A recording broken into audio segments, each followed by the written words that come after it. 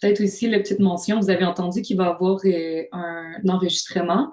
En fait, l'idée, c'est qu'on puisse repartager la rencontre, entre autres sur YouTube, pour les personnes qui sont pas présentes, en fait, aujourd'hui, qu'elles puissent quand même avoir accès à l'information sans qu'on ait nécessairement à multiplier les rencontres en direct. Mais vous allez voir là à la fin, il va y avoir comme une période de micro ouvert, puis on va couper l'enregistrement rendu au micro ouvert. Là. Donc, c'est plus dans une perspective d'entendre les personnes qui vont partager les informations en route vers le FSM. Donc, voilà.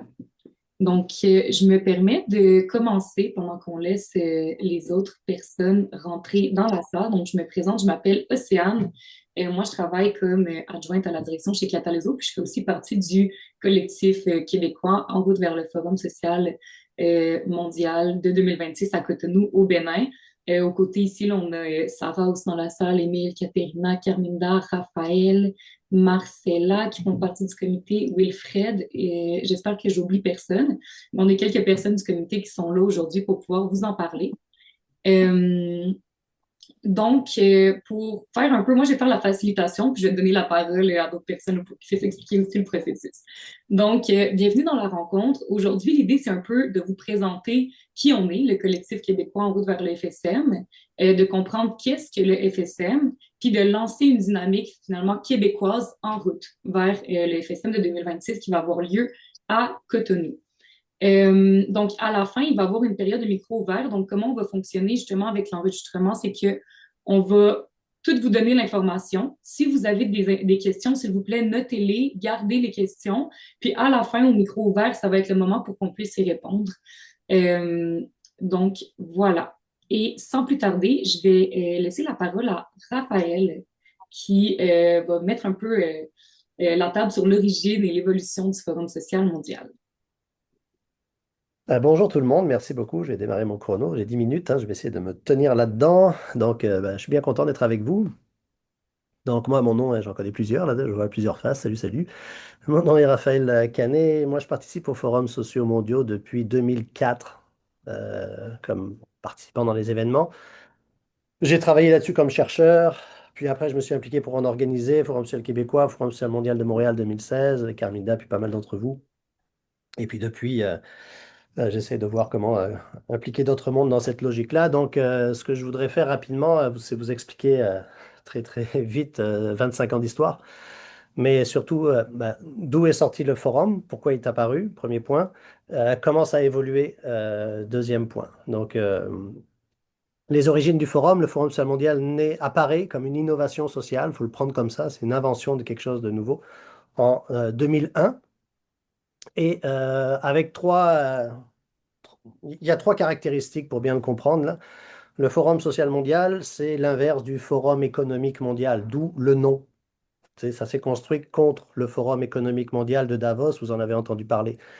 Et on a juste transformé économique par social pour dire que la priorité, c'est de construire un monde socialement solidaire et pas juste un monde pour un marché mondial. Forum économique de Davos, qui existe depuis 1971, euh, essaie de créer un marché mondial au profit de l'oligarchie. Forum social mondial rassemble les mouvements sociaux pour construire une mondialisation différente. Garder cette idée d'internationalisme, c'est fondamental pour où on est rendu aujourd'hui. Donc, c'est pour ça aussi que le FSM a toujours eu lieu dans les pays du Sud. Au début, c'était Porto Alegre, au Brésil. On l'opposait à Davos, le symbole de la Suisse. Donc, on avait le Nord riche, la station de ski suisse de Davos, et puis le Sud, des mouvements sociaux. À Davos, ils sont 2 à 3 000 à se rassembler là. Porto Alegre, ça a commencé avec 20 000, c'est monté jusqu'à 150 000 en 2005. Après. Donc, c'est la masse des mouvements sociaux versus l'oligarchie financière qui fait copain-copain avec les représentants des gouvernements. On l'a encore vu là dernièrement. Donc, c'est né comme ça. Donc, première chose, le FSM s'oppose au Forum économique. Deuxième chose, le FSM est apparu à ce moment-là pour répondre, et c'est son slogan, Un autre monde est possible. Le slogan Un autre monde est possible du forum répond à notre slogan qui était There is no alternative, le TINA de Margaret Thatcher, qui s'est imposé dans les années 80 en disant on n'a pas le choix avec Reagan, donc c'était 20 ans avant, qui disait Le monde doit devenir un grand marché, on n'a pas le choix parce que c'est comme ça que ça se passe. Le néolibéralisme s'impose. Et c'était toujours son slogan, là, il n'y a pas d'alternative. Ben, en fait, le FSM est apparu en disant, il y a des alternatives, elles sont multiples et nombreuses, il y a juste à vouloir les mettre en place et à pousser les mouvements qui veulent les proposer. Donc ça, c'est le deuxième point. Un autre monde est possible, on n'a pas d'alternative, donc ça veut dire que ça sert même plus à rien de parler. Et troisième élément important, en 2001, on était à un moment de pic des mobilisations parce qu'il y avait plein de mobilisations. Ça a commencé avant le Forum social mondial. Il y avait toutes les luttes contre l'OMC, le Fonds monétaire international, la Banque mondiale. En 2001, c'est vraiment un pic. Le premier FSM est organisé en janvier. En avril 2001, c'est le sommet des Amériques à Québec. Je ne sais pas si vous avez entendu parler, mais là, Léa, à Québec, on était des acteurs. Le Québec était au centre de ça, 40 000 personnes. Au mois de juillet, c'est le sommet du G8 à Gênes, en Italie, où il y a 300 000 personnes, où la police tue un manifestant. On est vraiment dans un pic. Puis il y a le 11 septembre 2001 qui arrive à la fin et qui met le couvercle sur la marmite des mobilisations sociales. Parce qu'on rentre dans la lutte au terrorisme et on ne peut plus critiquer. Mais c'était le moment où il y avait vraiment un engouement populaire des mouvements sociaux pour dire toute cette mondialisation qui se construit, elle se fait sur le dos des peuples du Sud, mais peut-être aussi un peu du Nord. Et donc, il faut arriver à trouver une manière de se mobiliser. Et le Forum social mondial est apparu, c'est sa troisième caractéristique, après l'inverse du FSM, l'opposition au TINA. Et c'est de passer du stade de l'opposition, justement, d'aller dans la rue pendant un sommet des chefs d'État pour dire on n'est pas content, on est de l'autre côté de la barrière, puis on se fait gazer par la police, à on ouvre un espace où on prend le temps de se parler, de propositions et non plus d'opposition, où là on se rassemble pendant une semaine et on fait comme les riches font à Davos. Ils se mettent ensemble et ils voient comment influencer les lois pour construire le marché mondial. Mais là, on rassemble les mouvements sociaux du monde entier et les personnes de bonne volonté et on se met ensemble et on essaie de voir comment on construit un monde plus solidaire. Donc, c'est ça l'idée de base de naissance du Forum social mondial. Donc, le premier point. Et si on regarde dans la charte de principe, alors sur quoi le Forum social, ça va être ma deuxième élément, là j'avance pour les 5 minutes qui me restent, 50, c'est de voir comment cette idée-là a évolué depuis 25 ans. Donc c'est né en 2001 à un moment bien précis de mobilisation contre la mondialisation néolibérale, avec le vent dans les voiles. Puis qu'est-ce qui s'est passé entre 2001 et 2026? Il y a eu une évolution. La première évolution, c'est donc au départ, le FSM, si on regarde il y a une charte de principe qui énonce pourquoi c'est créé. Et c'est contre le néolibéralisme, l'impérialisme, et en gros, et la domination du monde par le capital. Donc le capitalisme, l'impérialisme, le néolibéralisme, si on veut le faire simplement. Donc on est vraiment contre la logique du libre-échange et des accords de libre-échange. Ça tient à peu près, je vais aller vite, jusqu'en 2008-2011. Parce qu'en 2008 et 2011, il se passe quelque chose au niveau mondial, c'est la crise financière. La crise financière, c'est pas nouveau, les crises financières, il y en a toujours eu, mais là, cette fois-ci, elle frappe au cœur de l'empire. Là. Elle frappe aux États-Unis, la crise des subprimes, qui se propage au monde entier. Et là, on se rend compte que le capitalisme, même au cœur de la machine, ben, il peut déstructurer les sociétés. Et donc, il y a vraiment un décalage de plus en plus grand entre les populations et l'oligarchie politique et économique. Et donc, c'est un moment où là, finalement, on se rend compte que toutes les analyses qui étaient faites à l'intérieur du Forum social mondial, toutes les analyses altermondialistes, comme on dit, avaient raison. Le capitalisme mondialisé, ça ne va pas apporter le bonheur pour tous, la mondialisation heureuse, comme on disait dans les années 90. Au contraire, ça va accroître les inégalités sociales, ça va accroître les instabilités politiques, et puis même, ça peut conduire à des crises économiques qui se traduisent par des crises sociales et politiques. Donc, on avait raison dans nos analyses. Très bien. Maintenant, qu'est-ce que ça change dans la vraie vie? Donc, le forum continue à se mobiliser. En 2009, il y a un moment intéressant quand même. Donc, on est toujours contre le néolibéralisme, mais en 2009, c'est le Forum social mondial à Belém, en Amazonie. Et à ce moment-là, on fait le lien entre maintenant, c'est commun, mais ça apparaît à ce moment-là dans la mouvance altermondialiste, le thème de la justice sociale et de la justice environnementale. On ne réglera pas la question des inégalités si on n'aborde pas non plus la question de la crise climatique. Les deux doivent être travaillés ensemble. Et le Forum de Belém amène cet élément-là en mettant aussi de l'avant les peuples autochtones qui étaient là, mais pas aussi présents qu'ils l'ont été à ce moment-là. Donc les peuples autochtones ont quelque chose à nous amener dans cette compréhension. Et là, on n'est plus juste contre le néolibéralisme et l'impérialisme, on est aussi pour la justice climatique. Donc ça rajoute une étape, ça rajoute un élément de complexité. Et on essaie de se mobiliser. Et là, les mouvements sociaux ne sont pas toujours tous dans le forum social. Là, tu sais, la vie va plus vite. Ce qui se passe en 2011, c'est une année charnière aussi. 2011, il y a trois éléments. Les printemps arabes qui commencent en Tunisie. Ça continue avec les indignés en Espagne. Ça continue avec Occupy aux États-Unis la même année. Donc là, des mobilisations, des gens qui prennent la rue, des gens qui disent. Donc c'est comme une nouvelle vague de mobilisation sociale pour dénoncer le système et surtout dénoncer le fait que la crise économique a frappé. Les gouvernements ont mis de l'argent, 15 000 milliards, pas pour lutter contre les inégalités sociales, ni pour lutter pour la justice écologique. On a mis l'argent pour sauver le capitalisme, le système financier. Et c'est de l'argent public qu'on a investi, et cet argent public, ben, c'est devenu une dette publique. Donc les États, pour rembourser la dette, ils ont appliqué des mesures d'austérité. Au Québec, ça s'est traduit par la hausse des frais de scolarité et le printemps 2012, le printemps érable. Donc tous les pays ont fait ça, et donc on fait porter sur les populations le poids de cette dette-là, ce qui a amené toutes ces mobilisations sociales.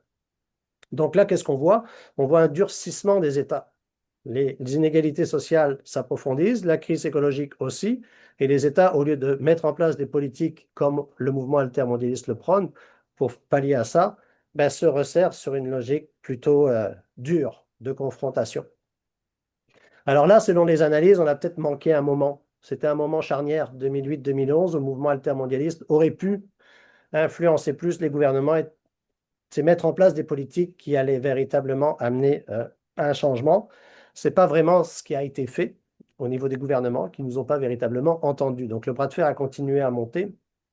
2013, et puis je vais peut-être arriver à finir là-dessus, 2013, 2015, 2016. 2013, c'est le Forum social mondial à Tunis.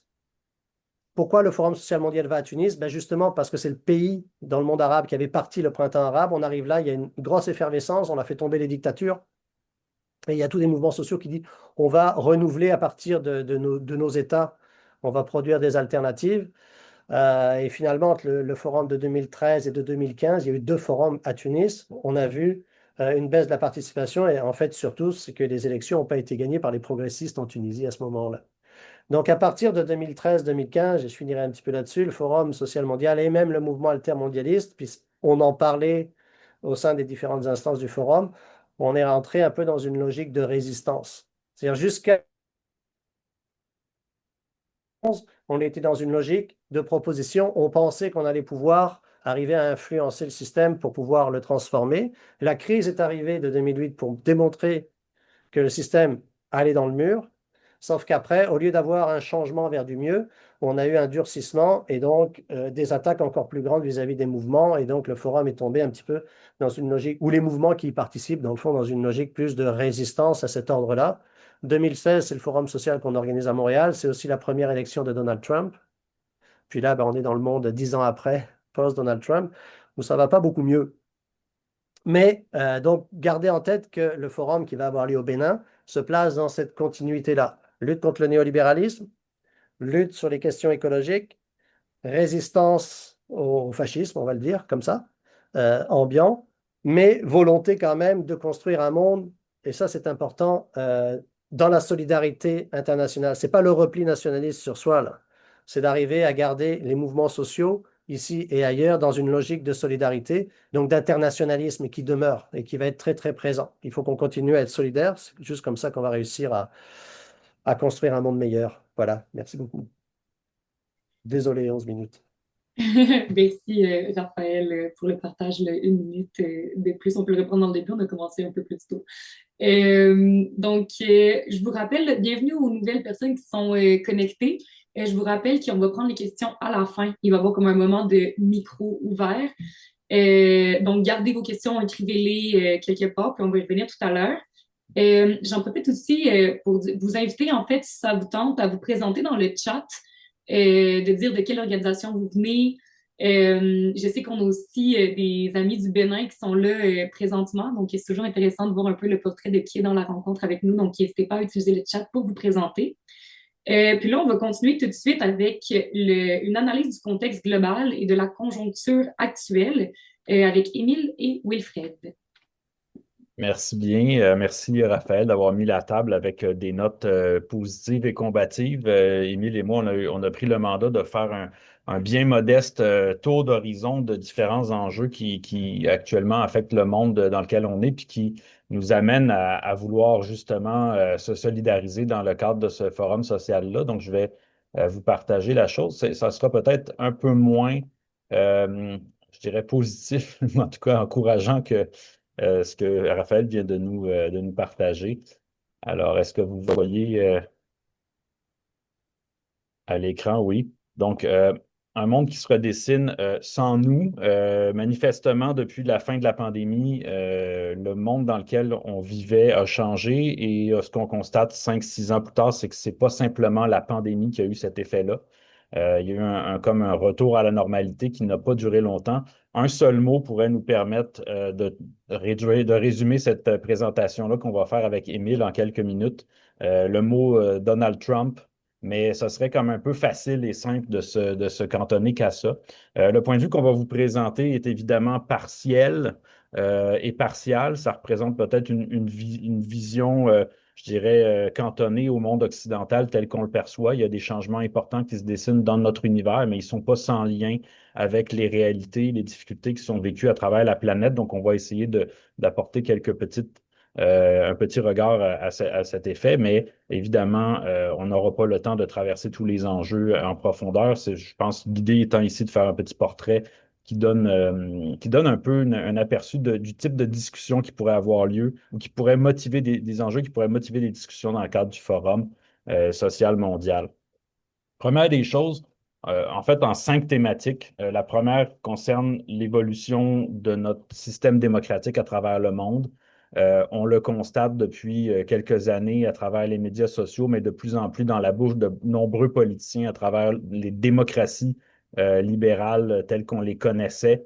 Une nouvelle relation à la vérité dans son ensemble. On constate partout des reculs dans la confiance que les populations ont envers les médias traditionnels, les intellectuels, entre guillemets, les élites et les scientifiques notamment. On remet en question la science, un des premiers gestes qui a été posé par le président Trump à son arrivée au pouvoir dans son deuxième mandat. Ça a été essentiellement de mettre la hache dans la crédibilité de l'État en matière scientifique pour tout ce qui touche la protection de l'environnement. Donc, c'est un mouvement qu'on constate un peu partout. On remet en question la science.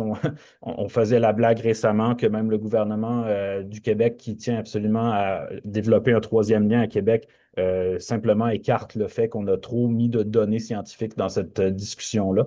Donc, c'est une tendance lourde qui va de pair avec une banalisation des fausses nouvelles et du mensonge. On le voit de façon caricaturale à travers le mouvement qu'on constate aux États-Unis de par le gouvernement, mais néanmoins, on l'a vu dans d'autres pays, que ce soit, par exemple, sous des dictatures ou des régimes plus autoritaires ou moins, disons, moins démocratiques qu'on a pu constater, notamment au Brésil, par exemple, où de façon éhontée, là, on peut se permettre d'avancer une chose et son contraire en toute impunité. Et donc, quand c'est les dispositifs de l'État ou des gouvernements qui propagent ce type de mauvaises informations-là, ben, vous comprenez tout l'impact que ça peut avoir dans une société démocratique qui supposément doit faire confiance et se plier à bonne volonté de ces institutions.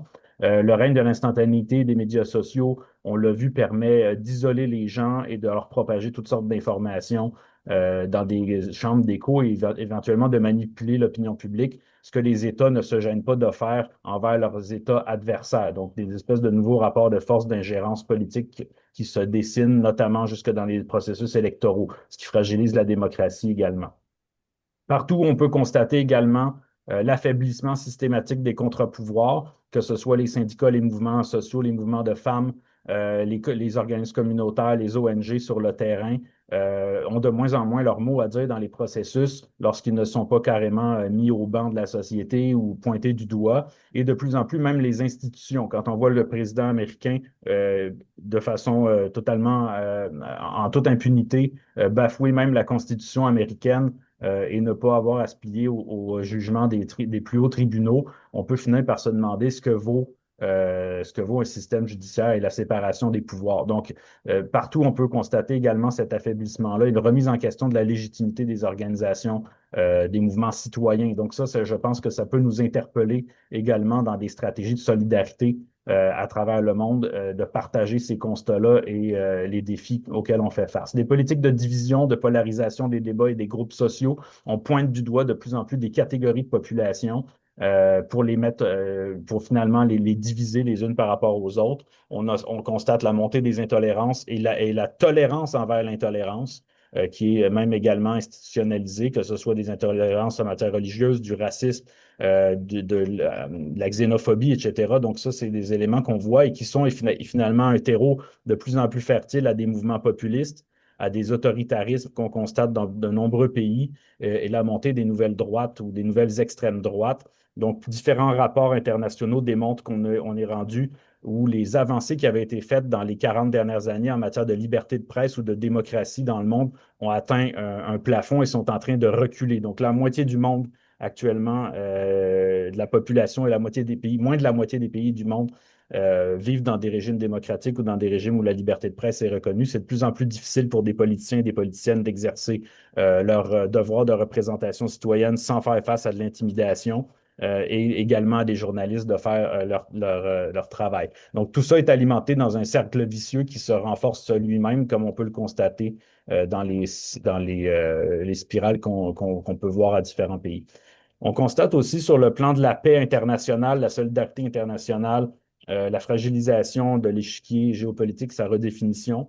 Depuis la fin de la Deuxième Guerre mondiale et depuis la fin de la guerre froide, on avait un ordre mondial qui était basé sur le multilatéralisme, l'ouverture des marchés, le libre-échange autant que possible, évidemment, qui était asymétrique et pas nécessairement à la faveur de toutes les nations, ce qui a été dénoncé par le mouvement altermondialiste, donc une mondialisation qui était inéquitable. Aujourd'hui, on change même de cap. Cette mondialisation prend des nouvelles tournures. On fait face à une sorte de protectionnisme nouveau qui est guidé notamment par une stratégie de relance économique et de réorientation de l'économie autour de nouveaux pôles de puissance internationale qui se dessinent à travers trois formes de grands blocs qui cherchent à définir de nouvelles zones d'influence à travers le monde, donc les États-Unis, la Russie, la Chine notamment. On voit aussi la division du bloc occidental traditionnel dans les différents rapports de force que l'administration Trump essaie de développer vis-à-vis de ses alliés naturels de l'OTAN ou de l'Union européenne. Donc, on se demande bien dans quelle espèce de nouvel état et d'ordre mondial on est en train de se retrouver. Lorsque des points chauds connus depuis de tout temps, que ce soit la situation au Proche-Orient, en Palestine, que ce soit le Congo, que ce soit l'Ukraine également, les conflits éternels entre l'Inde, le Pakistan et j'en passe, qui sont alimentés par les différents gouvernements, soutenus par ces différents gouvernements-là, des plus grandes puissances pour aller chercher des nouvelles avancées en faveur de leurs intérêts stratégiques et militaires ou de l'accès à de nouvelles ressources stratégiques.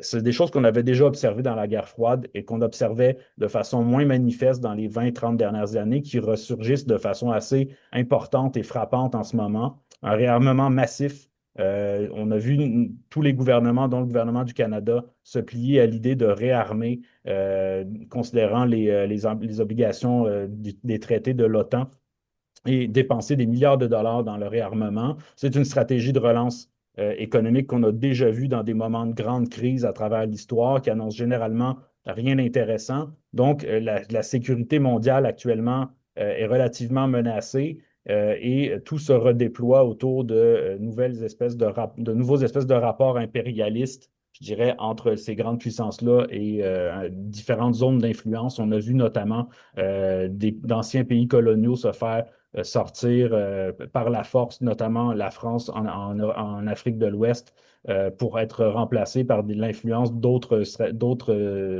puissances internationales comme la Russie. On voit la Chine également étendre ses tentacules stratégiques à travers différents continents. Donc, ça soulève des nouveaux rapports de force qui ne sont pas à l'avantage des populations qui sont au cœur je dirais, de ces convoitises-là. Et ça soulève aussi la question du multilatéralisme lui-même, alors que les organisations internationales telles que l'ONU, ces grandes plateformes-là, ne sont plus les zones où on règle les conflits. Au contraire, on voit l'apparition de clubs privés à l'externe, que ce soit par exemple par le Conseil de la paix de Gaza, donc des innovations qui sont faites par ces différentes puissances-là qui contournent les règles internationales et qui sont même de plus en plus bafouées sans impunité, comme on l'a pu le voir par exemple dans le kidnapping du président du Venezuela, indépendamment je dirais, de la personne puis de la façon dont elle traite son peuple. Il reste qu'il y a du droit international ici qui n'a pas été respecté et manifestement, les organisations internationales appropriées ne sont plus en mesure de suffire à faire contrepoids pour rappeler à l'ordre les nations qui se permettent ce type d'écart. Les politiques commerciales également qui sont utilisées comme des outils pour faire pression sur les pays puis négocier à la force, par la force des aménagements en faveur de ces grandes puissances-là. Ce sont des choses qu'on constate qui redessinent les rapports de force à travers le monde. Avant de passer la parole à Émile, considérant les droits humains à travers tout ça, ben, on constate que ça ne s'améliore pas. Partout, les rapports depuis 2, 3 ans démontrent que malgré la sortie de crise de la pandémie, le développement humain stagne en termes d'indices, l'accès à la santé, l'accès à l'éducation, les inégalités de genre pour les femmes particulièrement, mais les droits des enfants également sont en recul partout et notamment par le fait que l'aide internationale s'est effondrée, suite notamment d'abord au choix de se réarmer comme stratégie de géopolitique et de politique internationale, mais également tout l'effondrement de l'aide internationale apportée par les États-Unis, qui était un levier majeur à travers le monde. L'USAID, je pense, représentait 40 de l'aide internationale. 92 de ces programmes ont été abolis. Donc, on peut comprendre que c'est un château de cartes. Donc, on compte 240 millions de victimes aujourd'hui des crises humanitaires à travers le monde et des millions de personnes qui sont directement touchées par des conditions de plus en plus précaires par le fait de ces retraits d'aide internationale qui génèrent en fait d'autres problématiques telles que les crises migratoires, et la façon dont on traite les gens lorsqu'ils se présentent dans les pays de l'Occident notamment, les injustices, les crises climatiques qui se poursuivent, qui ne sont pas traitées, qui continuent de gérer des problèmes dans des pays du Sud global qui ont de la difficulté, qui n'ont pas les moyens de les surmonter, des tensions sociales qui s'accentuent, des conflits qui se multiplient. On compte actuellement plus de 130 conflits dans le monde. Donc, on a une crise humanitaire à l'échelle internationale et des institutions qui ne sont plus capables d'y subvenir parce que l'aide n'est plus au rendez-vous. Et donc, tout ça met en danger fort probablement l'atteinte par le monde entier des objectifs de développement durable qui ont été fixés pour 2030 à travers 17 indicateurs qui actuellement sont à peu près tous en souffrance. Donc, ça soulève d'importantes discussions, je pense, d'importantes interrogations sur la manière dont on peut se solidariser avec les peuples concernant ces enjeux-là. Je laisse la parole à Émile. Allô, donc merci Wilfred. Je m'appelle Émile, je suis travailleur communautaire au bureau de consultation jeunesse. Je vais poursuivre avec donc un peu un petit portrait global, donc très global, donc sur les inégalités sociales, paradoxe de la richesse. Donc il y a un fossé des deux classes, donc deux classes qui se creusent, les deux classes étant le 1% et le 99%, donc des plus riches et des moins riches. Par rapport à ça, donc, un rapport d'Oxfam publié donc, qui vient tout juste de sortir en janvier 2026 montre que la fortune des milliardaires donc, dans le monde a augmenté de 81% à travers le monde depuis 2020. Donc, en 5 ans, 81% d'augmentation, tandis que toujours près de la moitié de la population mondiale se trouve en situation de pauvreté.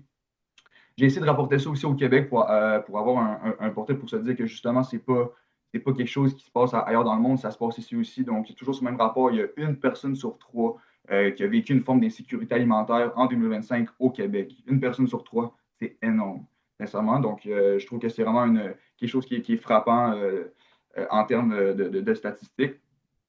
Évidemment, le paradoxe, c'est le fait que les marchés financiers, la bourse, n'a jamais été aussi haute. Donc, on parle, donc les dirigeants vont souvent utiliser des indices économiques pour démontrer une augmentation de la croissance économique. C'est des indices qui ne reflètent pas la réalité de la plupart des peuples, donc en fait, de tous les peuples. Donc, c'est vraiment, on parle vraiment d'une classe bourgeoise dirigeante qui, qui est représenté donc, à travers ces marchés financiers-là. Aussi, un petit fun fact, donc en 2025, la compagnie de technologie américaine NVIDIA, donc, qui est au cœur la nouvelle économie du AI, donc la nouvelle bulle spéculative un peu qu'on décrit, est désormais plus riche que tous les PIB des pays du monde, excluant la Chine et les États-Unis. Donc, si NVIDIA est un pays, ça serait le troisième pays le plus riche sur la planète Terre. Une compagnie privée de technologie. Je trouve ça encore une fois, assez frappant compte tenu du fait que les inégalités se croisent, les gens sont de plus en plus pauvres, puis paradoxalement, il se passe ça au-dessus. Donc, pour la prochaine diapo. Ouais, après ça, l'urgence climatique, donc un petit point sur l'urgence climatique. On voit que donc, au Canada et au Québec, donc le Canada n'atteindra pas ses cibles de 2030-2035 comme promis lors de l'accord de Paris 2015, alors que les émissions de GES augmentent toujours. Donc, l'industrie pétrolière fait toujours mouche ici. Donc, idem pour le Québec qui vient d'annoncer qu'il va abandonner ses cibles pour 2030-2035. Donc, c'est ça. Fait que l'urgence climatique attend, mais en réalité, elle ne peut attendre. On met en opposition, donc, dans le discours public, économie et climat. Donc, on ne peut pas s'occuper, donc, atteindre nos objectifs parce que ça nuirait aux emplois, donc au développement économique, alors que c'est complètement faux. Après, donc, le coût social humain est énorme. Les pertes financières dues aux phénomènes météorologiques extrêmes, donc sécheresse, feux de forêt, inondation, a atteint un sommet de 8,5 milliards de dollars canadiens en 2024. Donc, un rapport du Bureau d'assurance du Canada. Donc, même si donc, on parle évidemment de coût humain, de coût social, donc, mais il y a vraiment aussi, donc, en termes de langage financier, il y a un coût financier par rapport à ça. On est perdant dans tous les côtés à abandonner ces cibles-là puis à un peu laisser ça de côté pour ce qui est du Québec et du Canada. Encore une fois, c'est similaire ailleurs dans le monde. J'ai juste essayé de ramener ça un peu au côté local. Par la suite, pour la dernière diapo, donc sommes-nous à la table ou au menu, l'espoir à travers la brume? Je fais une petite référence au discours de notre cher premier ministre Mark Carney qui a mentionné que si on n'est pas à la table, ben, c'est parce qu'on est au menu. Moi, j'aimerais ça répondre à ça d'une façon simple. Est-ce que le peuple a réellement déjà été à la table? Est-ce que dans son discours, il parle de monsieur, madame, tout le monde qui serait à la table des décisions et pas au menu? Moi, je pense qu'on a toujours été au menu. Euh, donc, c'est ça. Donc, l'ampleur de la crise du capitalisme et des changements géopolitiques actuels provoquent une période d'instabilité. Donc, de là peut émerger des monstruosités. C'est le temps des monstres. Mais aussi peut émerger de là des mouvements sociaux, de la solidarisation. Donc, d'où la nécessité grandissante que les peuples se solidarisent de façon internationale. Il faut créer sa propre table. Je pense que le FSM est une table qui justement, où est-ce que il peut avoir place à la solidarisation puis à trouver des solutions ensemble. Donc, c'est c'est ça. La table doit être faite par le peuple pour le peuple. Donc, faire entendre les réalités, remettre les enjeux, les conditions matérielles des peuples. Euh, Pardon, et les peuples au centre du débat. Donc, ramener, donner le changement, ramener toujours ce qui compte vraiment pour les gens dans les débats. On est en année électorale au Québec cette année. J'ai la vague impression qu'on ne parlera pas beaucoup de l'insécurité alimentaire, de la crise du logement. Ça va tourner encore une fois sur les nationalistes, sur la laïcité, etc. Donc, des sujets qui ne touchent pas les conditions matérielles des gens. Puis, donc, j'aimerais finir un peu la petite présentation sur de quoi on est un peu plus positif, donc avec une citation d'un penseur, homme de politique que j'apprécie énormément, Antonio Gramsci, qui est un politicien socialiste italien sous l'ère de Mussolini. Donc, lui, il a vraiment vu son monde complètement sombré sous le fascisme. Puis, il dit, je suis pessimiste par l'intelligence, donc ce qu'on vient de présenter un peu, mais optimiste par la volonté, dans le sens où c'est la volonté des peuples qui va faire en sorte qu'il peut y avoir du changement, qu'il peut y avoir une solidarisation, qu'il faut continuer d'y croire parce que c'est la seule chose, la chose la plus forte que les peuples ont, c'est sa volonté. Donc, fini là-dessus. Merci. Merci, Émile et Wilfred, pour cette analyse-là qui montre clairement l'urgence et le besoin de se réunir dans une perspective transnationale. Je vais maintenant laisser Bertrand, qui nous rejoint depuis le Bénin, pour nous expliquer un peu le contexte actuel du pays d'hôte, donc le Bénin. Est-ce que tu es là, Bertrand? Oui, je suis là, Océane. Merci. Bonsoir tout le monde. Le Bénin, je me suis présenté dans le chat. Je suis le secrétaire technique pour l'organisation du Forum Cotonou 2026. Et je vais vous présenter en quelques minutes l'état d'avancement de l'organisation de ce forum le mode d'organisation que nous avons mis en place.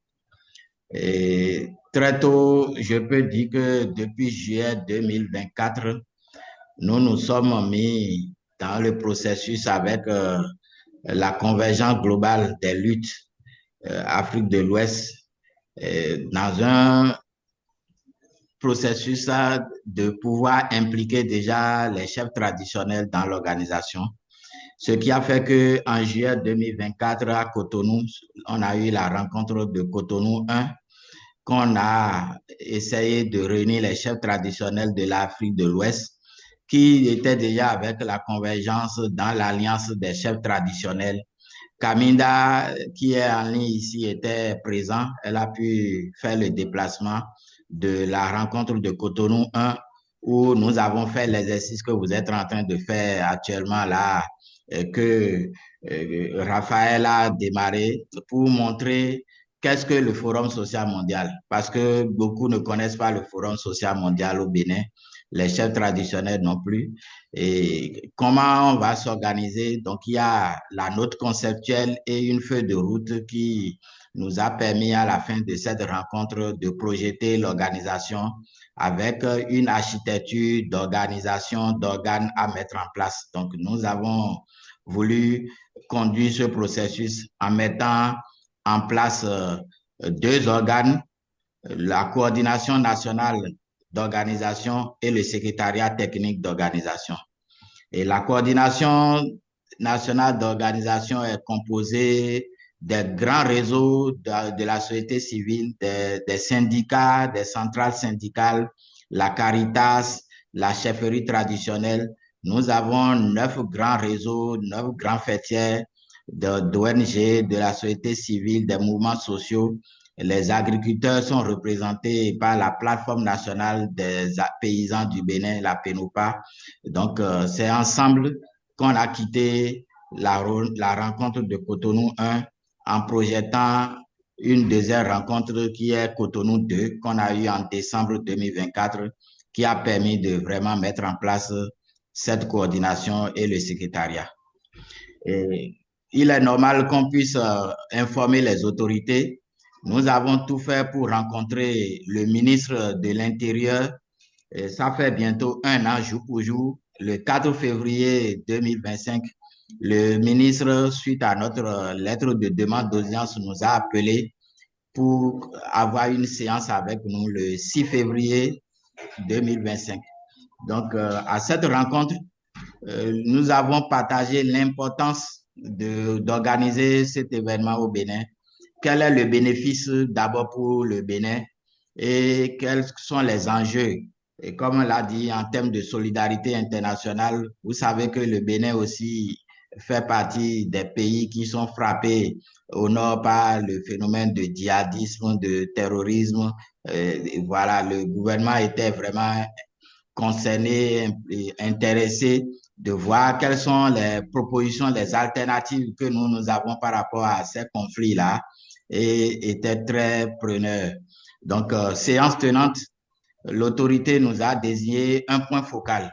Donc, nous avons eu un point focal désigné par le ministre de l'Intérieur le 6 février passé et qui nous a permis de travailler en concert pour avoir tout ce qui est communication en conseil des ministres pour autoriser un événement aussi mondial que le Bénin accueille. Et nous avons aussi eu la chance de travailler à mettre en place les commissions de travail. On a eu 10 commissions de travail selon les thématiques. Nous avons des commissions genre, des commissions jeunesse, commissions mobilisation sociale, etc. Et nous avons défini les thématiques à travers déjà la thématique globale de l'événement qui est sur le site Internet en construction. Nous avons travaillé à ce que les organisations librement s'inscrivent dans les commissions de leur choix selon les thématiques qu'ils défendent au niveau de leurs organisations. Et cela nous a amené en juillet dernier à recevoir la première rencontre présentielle dans cette organisation du Conseil international.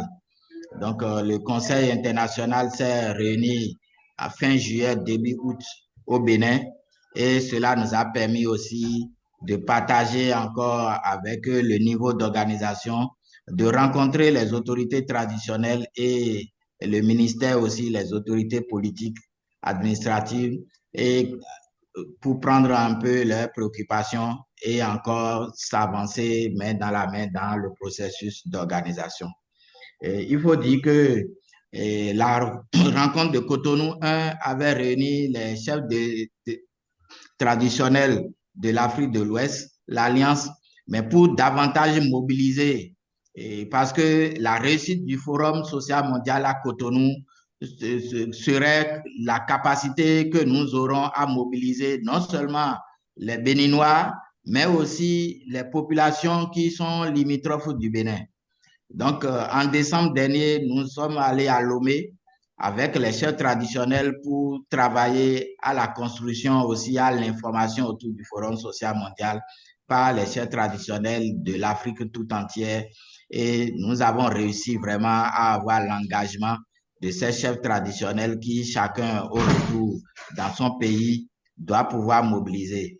Et nous nous sommes dit, à travers les caravanes, parce que pour pouvoir drainer le monde vers Cotonou en août 2026, il fallait pas prendre, tout le monde ne pourra pas prendre l'avion. Donc, pour que les populations des pays limitrophes de l'Afrique viennent, la convergence à travers son outil qui est la caravane va pouvoir être vraiment l'instrument pour amener. Donc, on a prévu 4 caravanes qui vont venir vers Cotonou en quittant un peu partout au niveau africain et pour pouvoir mobiliser plus de 50 000 personnes qu'on a souhaité.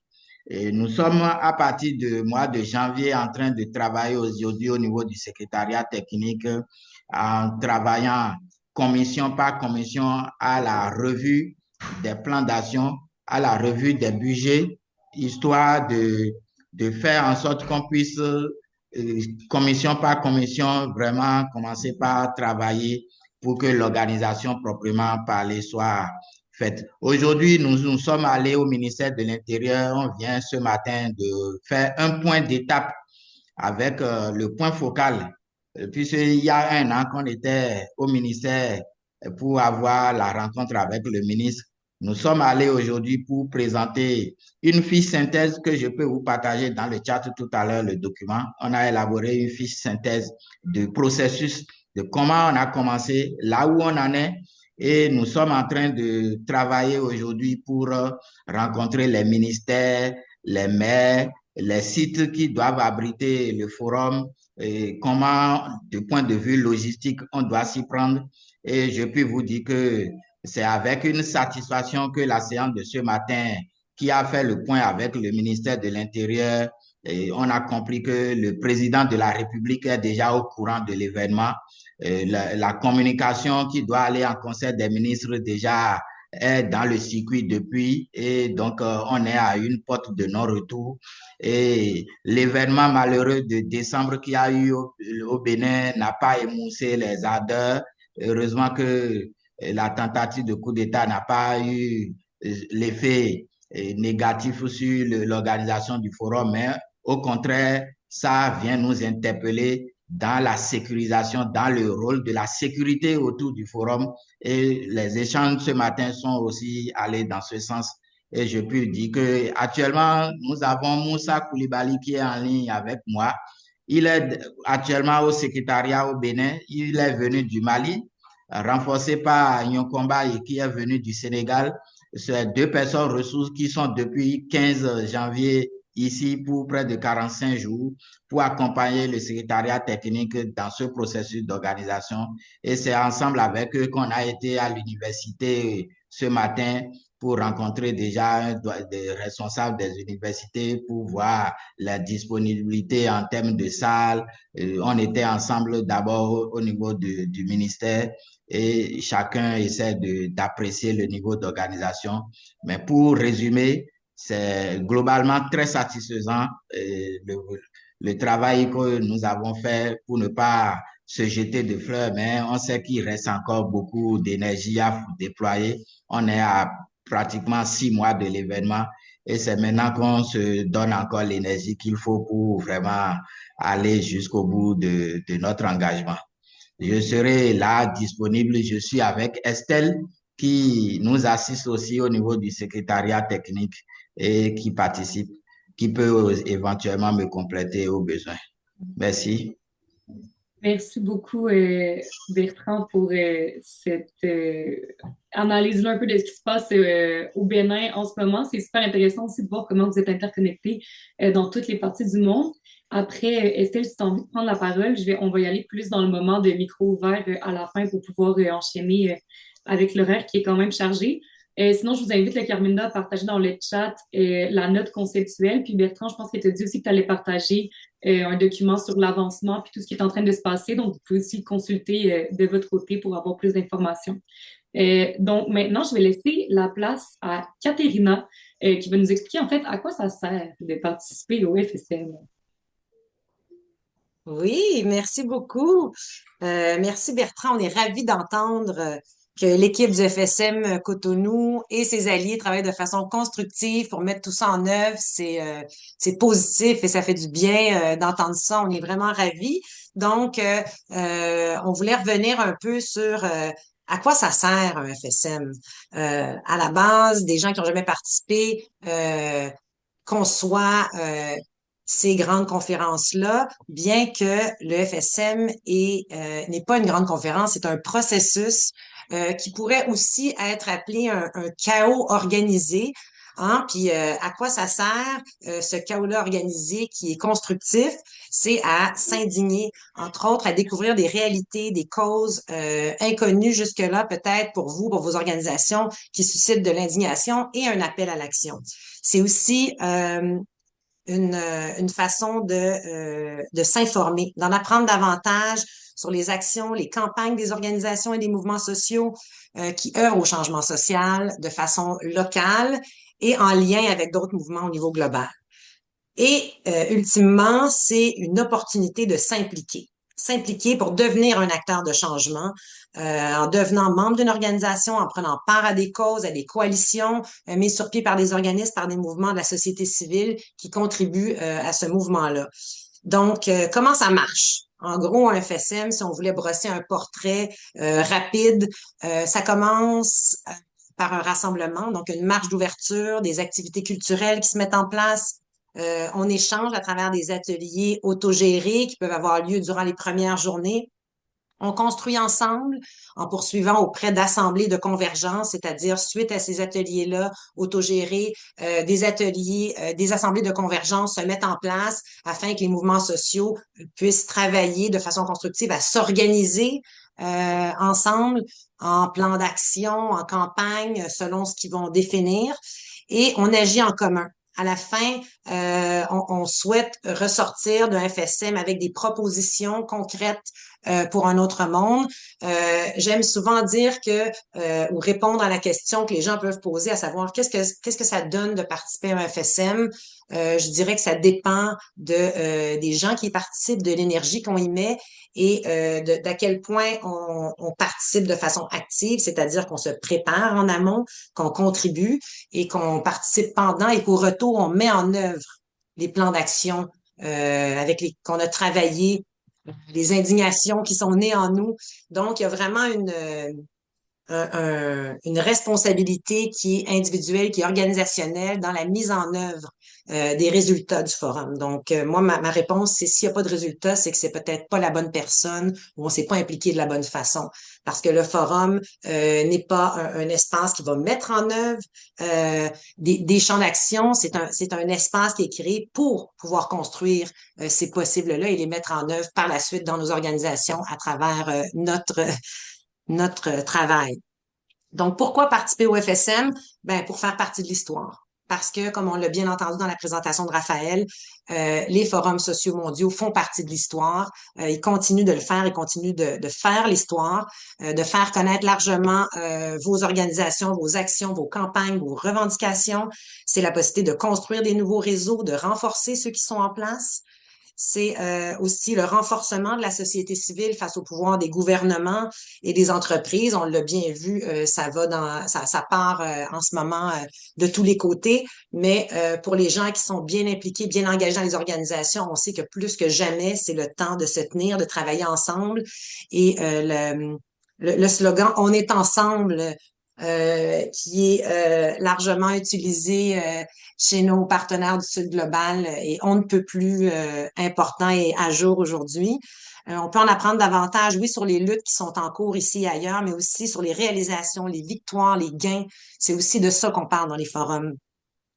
C'est la possibilité de renforcer vos stratégies d'action pour changer le monde, d'inspirer d'autres peuples et d'être inspiré par eux. Et là, on a une chance extraordinaire d'être inspiré par le peuple béninois, par les pays limitrophes, par l'Afrique de l'Ouest, par l'Afrique en général et par le monde entier, mais du point de vue qui a été mis en œuvre par l'équipe du Bénin et ses alliés. Donc, c'est vraiment une chance extraordinaire pour nous de regarder le monde d'une autre perspective. Et je vous dirais, le plus important, c'est pourquoi participer à FSM? C'est pour avoir du plaisir avec un tas de gens qui partagent vos rêves de justice sociale, de respect, de limite de la planète. Participer à un forum, c'est faire le plein d'énergie positive, c'est de créer ce nouveau narratif-là de solidarité internationale dont on a tant besoin. On en a parlé tout à l'heure à travers les présentations. Merci Wilfred et Émile de ce besoin-là de développer notre nouveau narratif. Ce forum-là va être la place idéale pour nourrir ce narratif-là.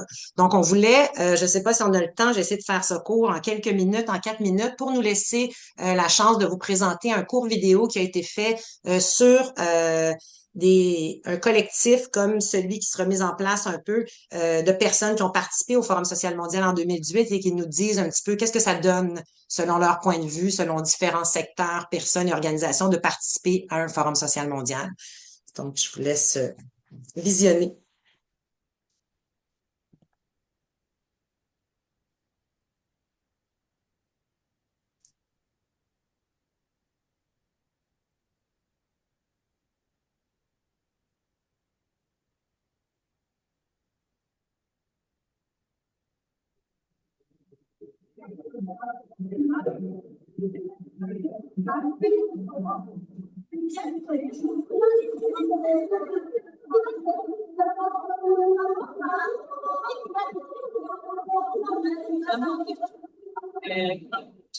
Le FSM, dans mes mots, c'est un processus, c'est ce qu'on dit souvent, et je le crois fondamentalement. C'est un processus qui permet à des individus en lutte, des organisations en lutte, à faire converger leur lutte, à prendre ce moment-là, à un certain moment donné, dans une année, dans un pays, pour se rencontrer, faire le plein et continuer leur lutte dans leur pays respectif par la suite.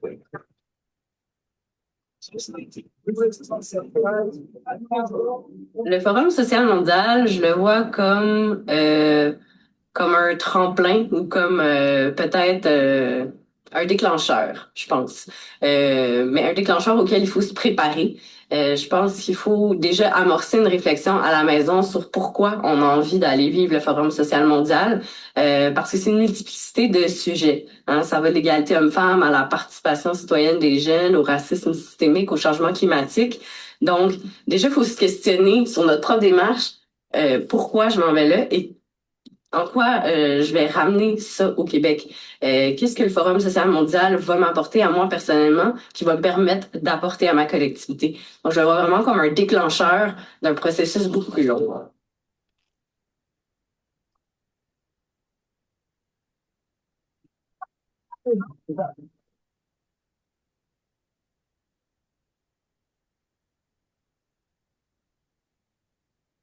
Vraiment, le bénéfice d'y participer en tant que collectif, c'est qu'on est mieux préparé. Et donc, quand on arrive là mieux préparé, on en retire beaucoup plus que d'y aller individuellement. Pas qu'on en retire rien individuellement, mais je veux dire, c'est tellement plus riche parce qu'on partage notre expérience avec 50 personnes. On a les points de vue, les perspectives de tout le monde et on peut échanger. Donc, on repart pas juste avec les connaissances qu'on a acquises dans des ateliers, mais ces connaissances-là sont remâchées et un peu confrontées les unes avec les autres entre les participants. Et pour moi aussi, c'est le réseau extraordinaire que ça développe aussi le par la suite, là, Katerina, qui s'occupe du collectif, on en parle tout le temps, parce que ça fait longtemps qu'elle fait ça, mais c'est vrai que ça crée... Ben, vous allez revenir probablement avec plus d'amis que vous en aviez avant, ce qui n'est pas nécessairement à dédaigner. C'est une belle affaire aussi, mais c'est aussi des gens qui partagent vos valeurs, puis avec lesquels on peut continuer de faire des bouts de chemin de temps en temps, de collaborer, soit professionnellement ou dans votre vie personnelle. Je dirais que c'est ça l'avantage du collectif par rapport à une participation individuelle.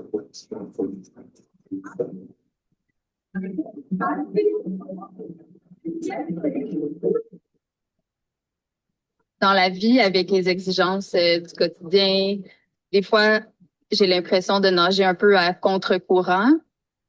Puis, dans le fond, de participer au FSM, ça permet de rencontrer, échanger avec des gens qui ont des valeurs communes, de vivre quelque chose d'intense comme le forum avec d'autres personnes. Ça permet vraiment de créer des liens forts.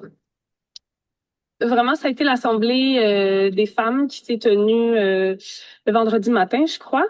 Et j'ai beaucoup apprécié le fait qu'il n'y ait pas eu autre chose à la programmation. Bon, en théorie, là, il y avait beaucoup d'émotions dans l'air, je trouve. Avec bon l'assassinat qui s'était produit la veille à Rio là, de Marielle, qui était une militante féministe brésilienne. Beaucoup d'émotions on sentait la peine vraiment chacun là, même si moi je la connaissais pas, j'ai entendu un peu l'histoire ici comme tout le monde là. Mais c'est vraiment venu me toucher parce que pendant le regroupement, je me disais le rassemblement, je me disais, tu sais, cette femme-là a été assassinée juste parce qu'elle militait, tu sais. Et nous, c'est ça qu'on était en train de faire pendant l'Assemblée. On était en train de militer. Puis je me disais, ça aurait tellement pu nous arriver, tu sais, au même titre que c'est arrivé à elle. Fait que ça a été une prise de conscience un peu difficile, là, je dirais, d'assister à l'Assemblée dans ce contexte-là. Plusieurs thématiques qui ont été abordées où, bon, je me reconnaissais beaucoup, puis je sentais qu'on était un. On était un tout, on était un ensemble qui bougeait en même temps, là. Donc, ça a été très émouvant pour moi, l'Assemblée des femmes.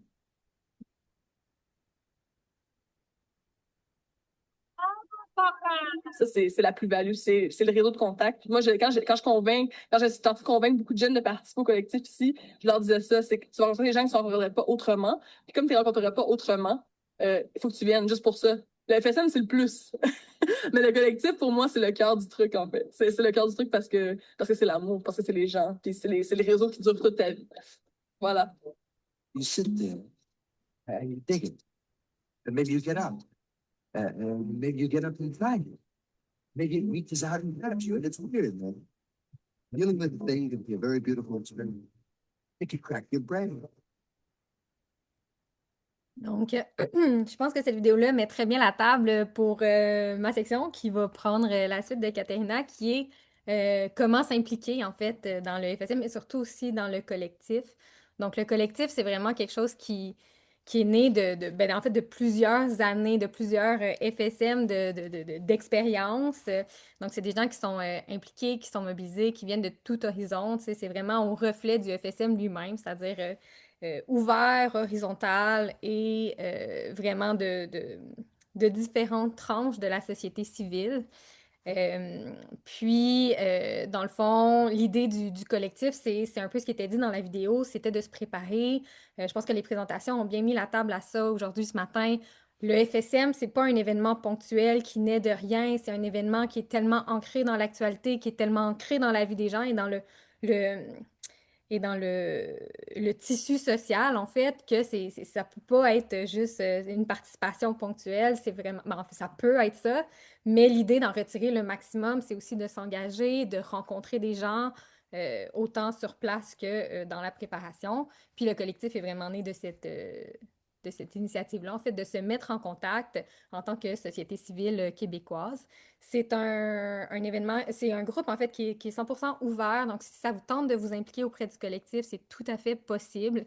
Je vais mettre plus tard là, mon courriel dans le chat. Donc, juste en fait, m'envoyer un message me disant que ça vous intéresse de vous impliquer, puis on va pouvoir vous faire parvenir les informations pour nos rencontres. On se rencontre approximativement une fois par mois pour discuter, en fait, de tout ce qui est lié au FSM, parce que l'idée aussi, c'est de permettre aux gens qui n'iront pas nécessairement sur place pour toutes sortes de raisons que ce soit, de prendre part au FSM du Québec aussi, donc d'organiser aussi des événements pour s'insérer, en fait, dans ce mouvement social massif et mondial.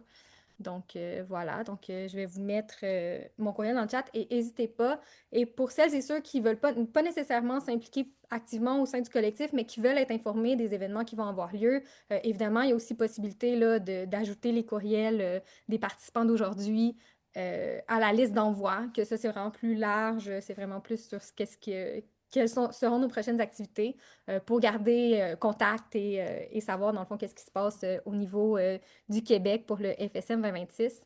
Fait que c'est une discussion qu'on pourra aussi avoir là, dans le micro ouvert sur est-ce que cette option-là vous intéresse pour rester au courant de nos nouvelles.